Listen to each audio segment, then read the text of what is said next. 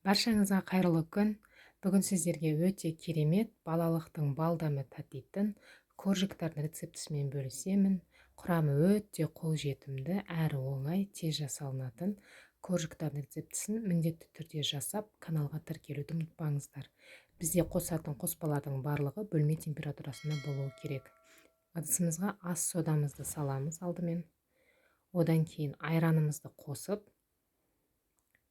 екеуін жақсылап араластырамыз. Бізде айран мен ас содасы реакцияға түсіп, бетіне көпіршіктер пайда болады. Одан кейін қант саламыз. Қантты неғұрлым ұсақ қант алғандарыңыз дұрыс.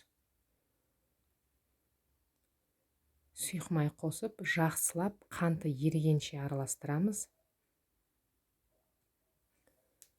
Одан кейін електен өткізілген ұнымыздың үстіне қамыр қопсыққышты қосып, екеуін араластырып, сұйық массамызға қосамыз.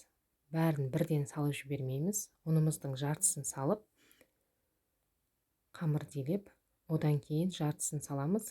Себебі ұн әркімде әрқалай болғандықтан бәрін бірден салып жібермейміз. Бізде қамыр қолға жабыспақ болып келеді. Осындай қамыр болу керек. Одан кейін ұнды сеуіп, қамырды жаятын боламыз. Тым қалың, тым жұқа қылдырып жаймаймыз. 1 сантиметр болатындай қамырды жаямыз.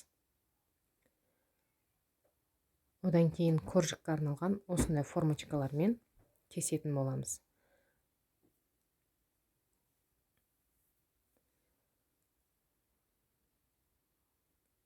Осылай кесіп аламыз.